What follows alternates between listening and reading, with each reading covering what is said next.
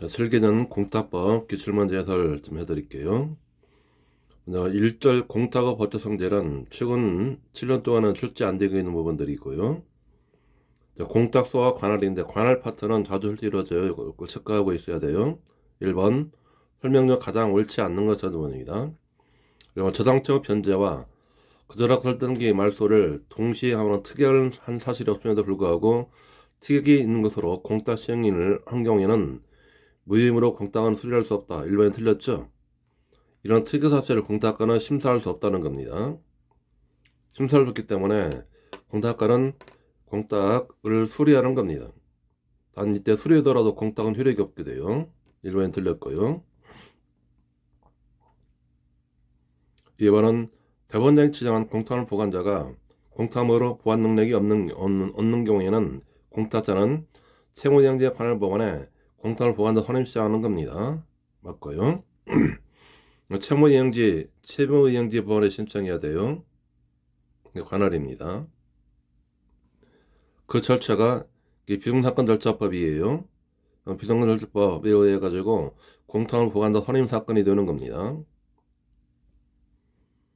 맞고요. 3번 피공탁자가 법인일 경우에는 대표자가 성명 주소는 공탁자 기재사항이 되지 않습니다. 맞는 질문이죠? 법인의 경우에는 법인 명칭과 그 다음에 법인 등록번호와 주사무소 이거를 기재하면 돼요.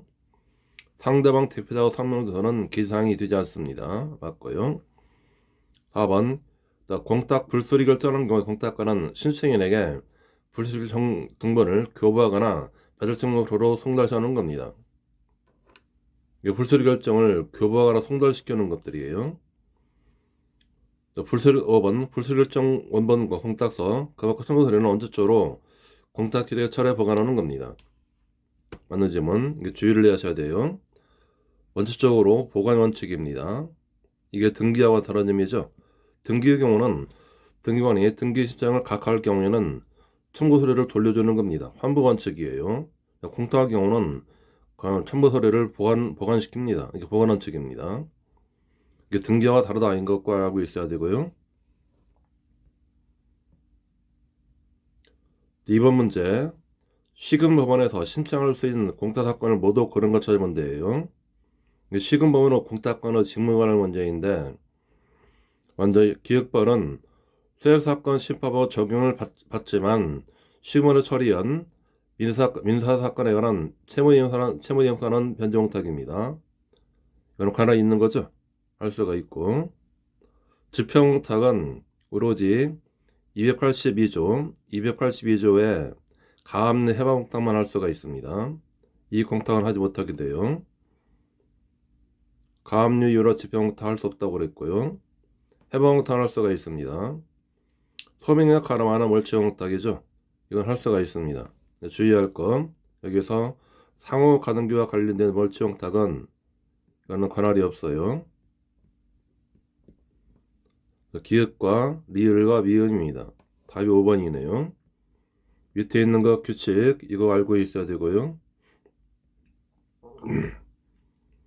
보지공탁은 다 할 수가 있고 집행공탁은 오로지 282조의 가압 내 해방공탁만이 가능합니다. 멀치공탁은 소명에 가름하는 멀치공탁만 가능하다고 그랬어요. 이게 상호 가등기와 관련된 멀치공탁은 관할이 없는 겁니다. 3번 문제 공탁서 설명 중 가장 옳지 않는 것 찾아보면 되네요. 지방법원이나 지원장이 지정한 대리공탁권은 원공탁권의 대리인이 아니라 대직기간 동안 자기 명의로 공탁 사무를 처리하는 독립한 기관이 되는 겁니다.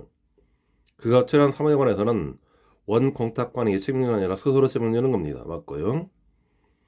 대리공탁관이 해가지고 대리인이 아니라는 겁니다.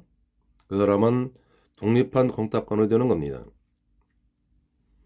이와는 공탁관의 심사권과 관련해서는 심사 방법과 범위인데 심사 방법은 첨부서면 가지고 하는 형식적인 시도하는 겁니다.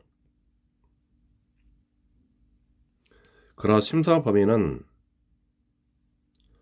그런 결정 요건뿐 아니라 실천 요건도 같이 첨부하는 겁니다. 심사하는 겁니다. 맞고요.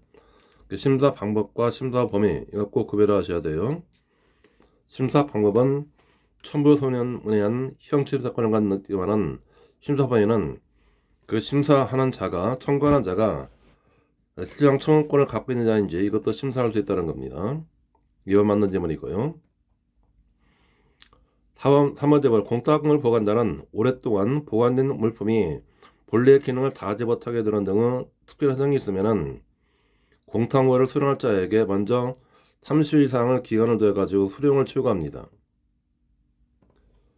그리고 최고한 후 이에 응하지 않을 경우에는 법원 허가를 얻어서 물품을 공탁물품을 유치권에 하는 경찰차 매각할 수 있는 겁니다. 이게 매각은 집행법 273조, 274조가 되겠죠. 274조 형적금액을 찾아 매각하게 돼요. 이거는 일종의 자주 매각입니다. 그런 자주 매각 경우에는 각종 비용을 공제한 나머지를 공탁하시면 돼요. 전액을 물통선에 공탁해야 되고 매각과 신청 비용과 매각 비용과 보관물 비용은 공탁이 별도로 설계에다 틀렸죠. 이런 비용들을 공제하는 겁니다. 이거를 공제하고 나머지를 공탁하면 돼요. 3번이 틀렸고요. 4번 무기명시 사채 소득인이 사채권자 지피회에서 의뢰권을 행사하게 되는 그 채권을 공탁하는 경우에는 시금법원을 제외한 공탁서를 제외한 모든 공탁을 공탁할 수가 있습니다. 이때 공탁관에게 공탁을 하자는 경우에는 대법원장에게 지정을 하는 겁니다. 그런 지정된 은행이나 신탁회사에 공탁할 수가 있어요. 그렇게 지정된 은행, 신탁회사 이거를 특별 공탁기관이라고 합니다. 반발 많은 질문이고요. 5번 변제공탁은 채무 대응에 따른 것이므로 토지에 관한 없는 공탁세한 변제공탁은 설사 수리하도록 원체 무효가 되는 겁니다. 무효이기 때문에 공탁자는 사고를 이유로 회수할 수가 있어요. 그러나 이 관할은 채권을 내는 규정이기 때문에 채권자인 피공탁자가 공탁을 수락하거나 공탁물 철거를 받으면 하자가 투여되어서 공탁은 처음부터 유한하게 되는 겁니다. 5번 맞는 질문이고요. 틀린 거는 3번 질문이네요. 자, 4번 관할 문제 가장 옳지 않는 거. 1번 변제공탁은 채무이행시 공탁사 하는 겁니다. 맞고요. 공탁사 법률에 특별한 규정이 없으면 법원은 변제자 청구하여 공탁을 지정하고 보관자를 해마하는 겁니다. 이런 변제자 청구를 해야 돼요. 법원이 직권을 할 수 없는 겁니다. 그리고 2번은 공탁상자가 관할공탁소와 멀리 떨어진 경우에 공탁상자는 관할공탁소 이후 공탁소에서도 금전 변제 공탁 시행할 수 있는 겁니다. 맞고요. 자, 관할위에서 공탁 신청은 여기 금전 변제 공탁에 한해서 신청할 수 있게 돼요. 왜냐하면은 변제 공탁 이외에 다른 공탁은 관할이 없기 때문에 그럽니다. 2번 맞는 질문이고요. 3번에 국내 초서나 거소가 없는 이국인이나 제2국민 변제 공탁은 지선 채무라도 다른 법령 규정이나 당사 특약이 없는 한 변제자의 초서나 고소지 관할 공탁서에 공탁할 수가 있다.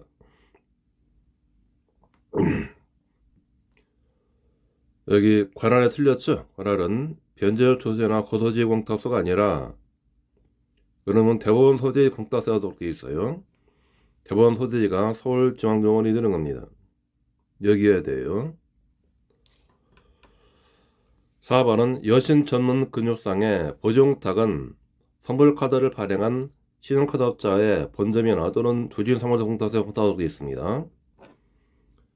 이게 영업보증공탁인데 그 영업보증공탁 경우에는 그런 관할을 두고 있는 게 일반적이에요. 영업보증공탁은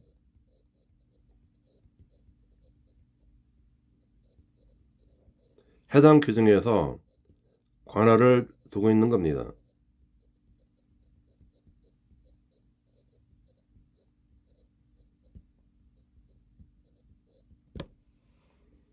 그렇지만은 재판한 보증공탁은 그런 관할 규정이 없어요.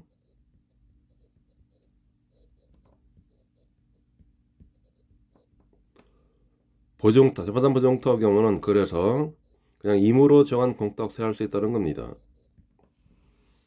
그래머펀착은 일반적으로 관할 규정이 있는 것이 일반적이에요. 5번은 해당 시금원의 교섭증이거나 시금원을 처리한 수행사건 신법에 적용을 받는 민사사건과 화해나 독촉과 조정사건에 의한 채무 이용을 한 변제공탁은 시금원에서 할 수가 있는 겁니다. 시금원 변제공탁의 경우는 항상 수행사건 신법에 적용하는 사건이어야 되는 겁니다. 적용사건 맞고요. 틀린 거는 3번 지문이 있고요. 3번 지문은 여기 체크할 거는 지점 채무해야 돼요. 그리고 다른 법령 규정이나 특약이 없는 경우여야 됩니다. 그런 경우는 서울중앙지방공탁관에게 하는 건 없니다. 3번이 틀렸고요.